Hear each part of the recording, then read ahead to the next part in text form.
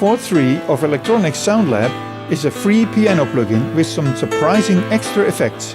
And since we cannot have enough pianos, let's check this one out, so stay tuned!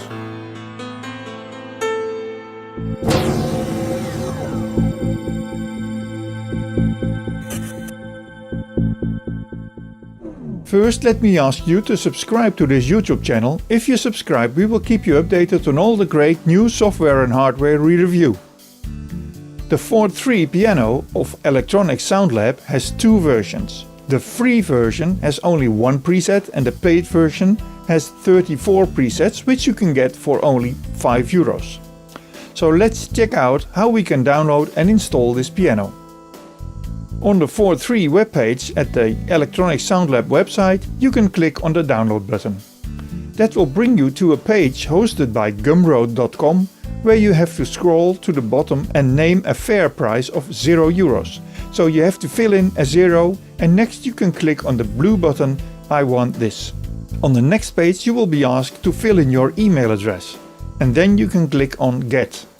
This will lead you to a webpage at mediafire.com where you can download one of the 8 zip files they have put there. You will also receive an email with the link to this page. They offer the piano in 2 sizes and every size has 4 different downloads. One for Mac, but beware it's not working on the Big Sur version of Mac, a Windows 32-bit version and one 64-bit VST and one 64-bit VST3. We chose the smaller size version, VST3 for Windows, and downloaded the zip. This download is around 400 MB, so you might have to wait a while.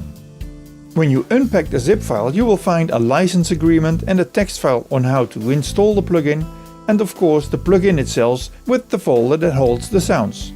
The VST3 plugin and the folder with the sounds need to be copied to the special VST3 folder on your computer, which is z/program files/common files/VST3. Once you've copied the files, you can start your DAW. In our case, that's Cubase Elements. We drag the piano to a track and we can start playing with it. This free version only has one preset, which is the original recording. But there are ways to change the sound. When you first start it up, the release of the sound is quite long, so it sounds like it's sustaining every note.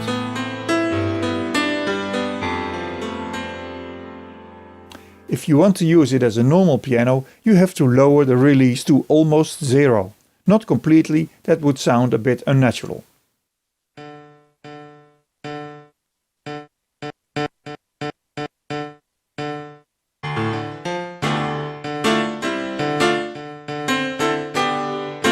At the left you see the main volume and panorama, that's quite straightforward, but on the other end you see the reverb, and that's not just a reverb, it's a custom layer that's added to the sound, so I think it's another sampled sound that is layered on top of the dry piano sound.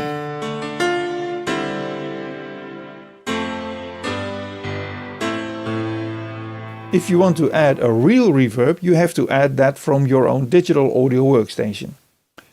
You also see a cutoff controller that cuts off the high frequencies of the sound when you use it in low pass, and it cuts off the low frequencies when you use it in high pass.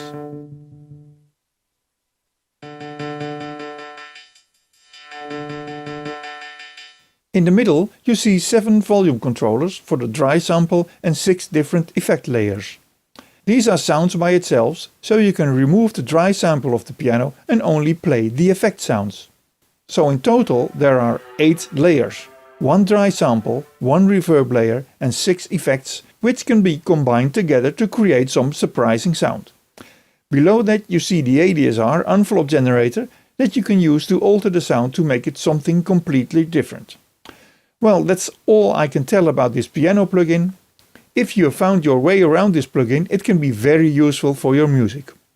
Now let me play the sound while I add some of the effects and play around with the other controls. More information and the download link can be found on our website, and don't forget to subscribe to our YouTube channel to keep you updated.